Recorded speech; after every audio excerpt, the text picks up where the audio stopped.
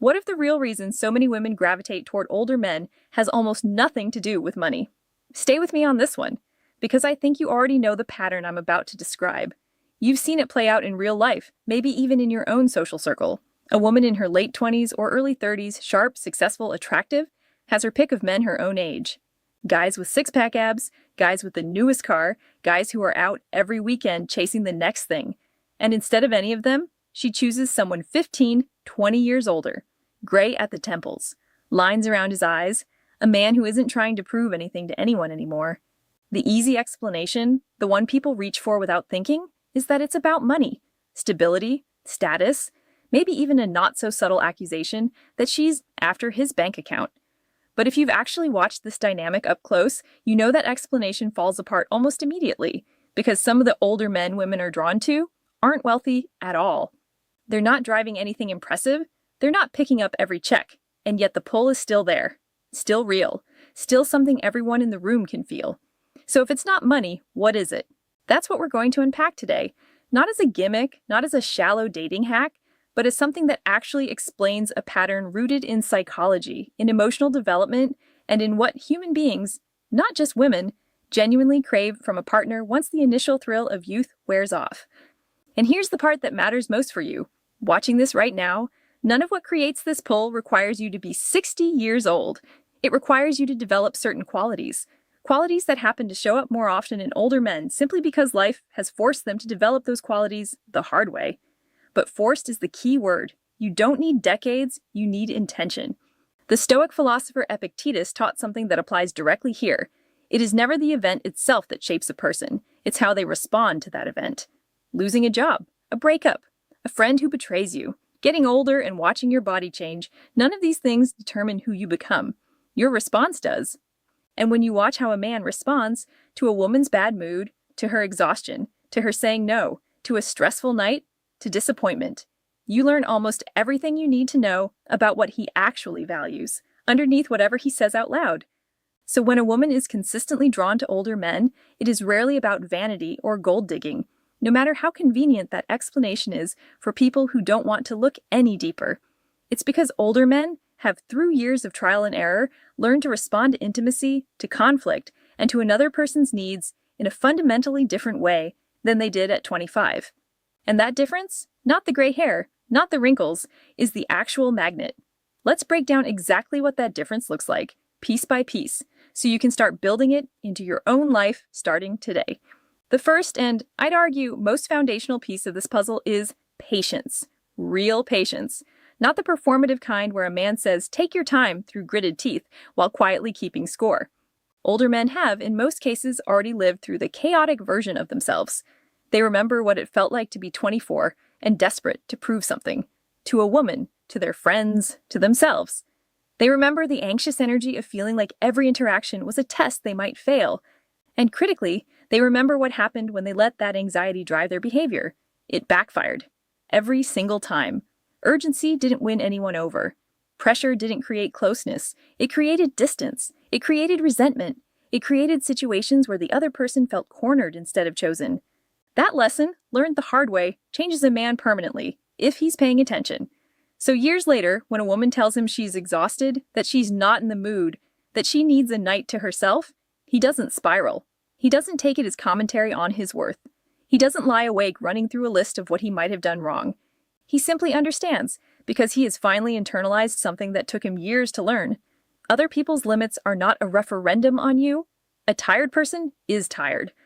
A person who needs space needs space. That's not rejection. That's just being human. Now compare that to a lot of younger men, and I want to be careful here, because this isn't about age as a hard cutoff. It's about a stage of emotional development that plenty of younger men have already outgrown, and plenty of older men, frankly, never reach at all. But statistically, a man still operating from a place of scarcity, still measuring his own value by how often someone says yes to him, reacts very differently to a simple "not tonight." His mind doesn't process it as neutral information. It processes it as a threat. Did I do something wrong? Is she losing interest? Is there someone else? That spiral is exhausting to live inside of, and it's even more exhausting to be on the receiving end of, because it turns something as simple as needing a night off into an emotional negotiation. And here's where it gets worse, because that anxious energy doesn't just stay internal, it leaks out. It shows up as guilt tripping, even when it's not intended that way. I took you out tonight. I've been patient.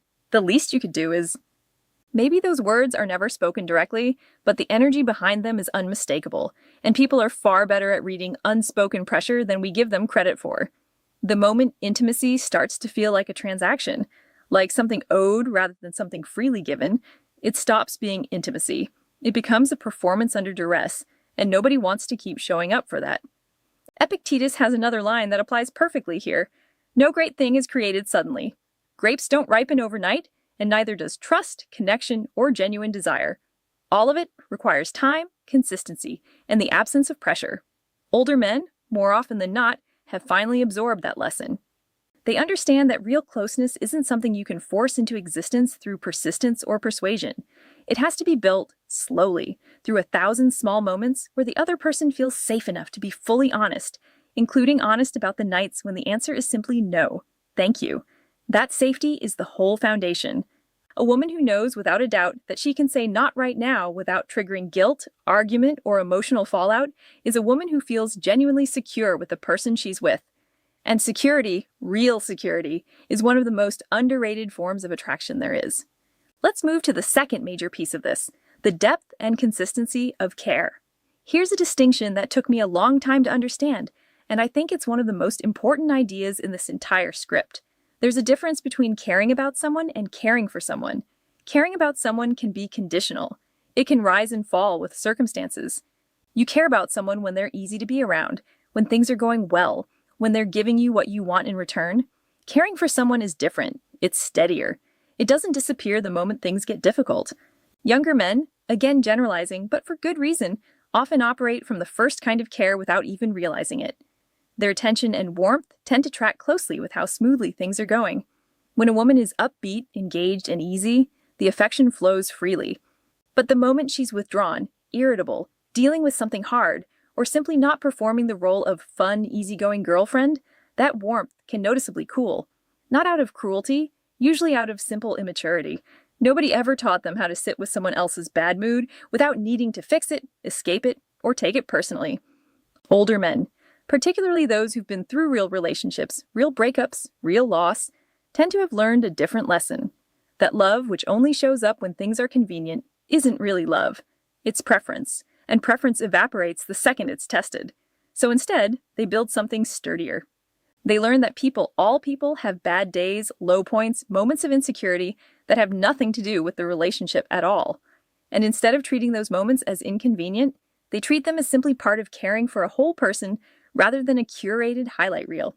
Marcus Aurelius wrote that the soul takes on the color of whatever it dwells on.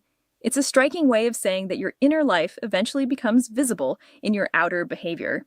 A man whose thoughts are genuinely oriented around someone else's well-being doesn't need to announce that he cares. It shows up in small, consistent actions. He remembers the thing she mentioned once in passing 3 weeks ago. He notices when her energy shifts and checks in without making a big production of it. He shows up reliably, not just during the exciting moments, but during the boring, difficult, unremarkable ones too. That kind of steady, low-drama attentiveness is rare, and rarity creates value. It's not about grand gestures, it's about the accumulation of 100 small ones, delivered consistently enough that the other person stops bracing for the other shoe to drop. That's what makes someone feel truly seen. Not one perfect date, but the quiet, ongoing evidence that they matter even on an average Tuesday when nothing special is happening at all. Now let's talk about the third piece, and I want to reframe this one very deliberately because it's the part most content like this gets completely wrong, and getting it wrong actually causes real damage. A lot of people would tell you this section is about physical skill, reading a partner's body, picking up on subtle cues, knowing what she wants without her having to say it. I want to push back on that framing entirely, because it sets men up to guess at something they should actually be asking about. The real difference between an emotionally mature man and an emotionally immature one in this area isn't about intuition, it's about communication. Here's what that actually looks like. A man who is comfortable with himself, secure in who he is, doesn't treat conversations about needs, boundaries, and desires as awkward or unromantic. He doesn't see asking as weakness or as something that kills the mood. He understands that clear, ongoing communication is what actually creates trust, and trust is what makes any kind of closeness, emotional or physical, feel safe rather than uncertain. Contrast that with a less mature approach, where a man assumes he already knows what someone wants, avoids checking in because it feels awkward, and prioritizes his own comfort with silence over the other person's comfort with clarity. That approach isn't confident, it's avoidant. Real confidence sounds like, "What feels good for you tonight? Are you comfortable? Tell me if you want to slow down or stop." Those aren't the words of an insecure man. They're the words of a man secure enough not to need to guess, because he already knows his partner's honest answer is more valuable than any assumption he could make on his own. This is where genuine emotional intelligence actually lives, not in reading unspoken signals like a mind reader, but in creating an environment so safe and so free of judgment that the other person never has to hide what they actually think or feel. That safety is built through years of proving, consistently, that honesty will always be met with respect rather than pressure, disappointment, or guilt. A woman who has been with men who sulk, argue, or pout when told no or not like that learns to keep her real preferences to herself. A woman who has been with a man who receives that same honesty calmly, even warmly, learns the opposite. She learns she can say anything to him. And that kind of trust, once built, is one of the most attractive qualities a person can offer another human being. Seneca wrote that real happiness comes from being fully present without anxious grasping toward whatever comes next. Applied here, that means presence isn't about performing a technique. It's about actually being with someone, attentive to what they're saying, rather than racing ahead to an outcome you've already decided on in your head. A man who is truly present asks questions. He listens to the answers. He adjusts based on what he hears rather than what he assumed walking in. That is the entire skill. Not mind reading, listening. And I want to be direct about something because it matters. A man who checks in, asks questions, and respects a clear no isn't less desirable than one who doesn't. He's more desirable because he's proven, through action, that the other person's comfort and consent matter to him more than his own momentum. That is not a mood killer. That is the foundation every healthy, lasting connection is actually built on. Anyone telling you otherwise is selling you something that looks like confidence, but is really just self-interest wearing confidence as a costume. Now the fourth piece, energy, pacing, and what I'd call earned stillness. Younger men, generally speaking, carry a kind of restless, scattered energy, not because there's anything wrong with them, it's developmentally normal, but because they're still in the process of figuring out who they are, what they're capable of, and how they measure up against other men around them. That uncertainty produces motion. Talking to fills silence. Performing to earn approval. Chasing outcomes because sitting still feels unbearable when you haven't yet built a stable sense of your own worth. That restless energy is exhausting to be around for extended periods, even when it comes from a good place. Being with someone who is constantly seeking validation, constantly needing reassurance, constantly performing rather than simply existing, requires effort from the other person. It requires reassurance, management, emotional labor. Even in small doses, that adds up. Older men, again, the ones who've done real internal work, not just accumulated birthdays, tend to carry a different kind of energy. Slower, steadier, less reactive, not because they don't feel things deeply, but because they've been through enough of life's genuine difficulties, job losses, health scares, the deaths of people they loved, relationships that ended badly that the small stuff simply stops registering as catastrophic. They've survived real hardship, and that survival becomes a kind of quiet confidence that doesn't need to announce itself. Marcus Aurelius wrote that we have power over our own minds, not over external events, and that realizing this is where real strength comes from. A man who has actually internalized that idea stops trying to control every outcome around him. He stops needing every interaction to go a certain way in order to feel okay about himself. And paradoxically, that release of control is what makes him feel so calming to be around. There's nothing to manage. There's nothing to perform. He simply is who he is, consistently, whether things are going well or not. That stillness is not passivity. It's not laziness or lack of ambition.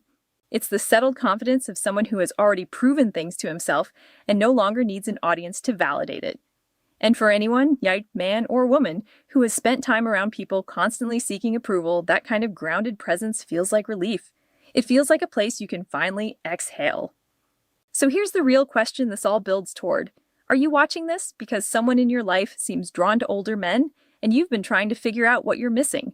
If so, I want you to hear this clearly. It was never really about age. Age is just the accidental byproduct of a process.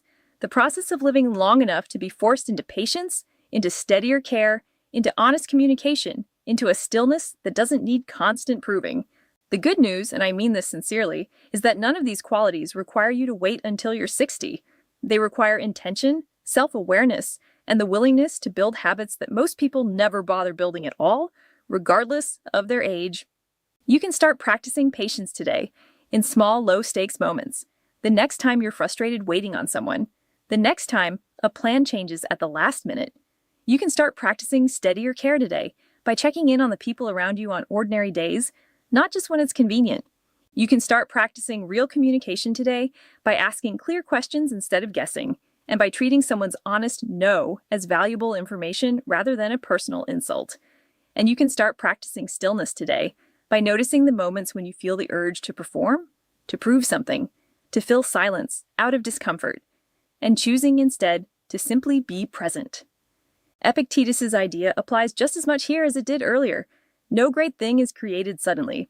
You don't become a calmer, more secure, more emotionally mature person overnight. It happens the same way older men develop these traits in the first place. One small choice at a time, repeated consistently, until the choice becomes a habit, and the habit becomes who you are. Every time you choose patience over pressure, you move one step closer.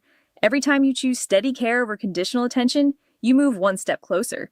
Every time you choose honest communication over silent assumption, you move one step closer. Every time you choose grounded presence over anxious performance, you move one step closer. And the moment you become that person, genuinely, not performatively, age stops being the deciding factor in anyone's attraction to you. What people are actually responding to was never the wrinkles or the gray hair in the first place.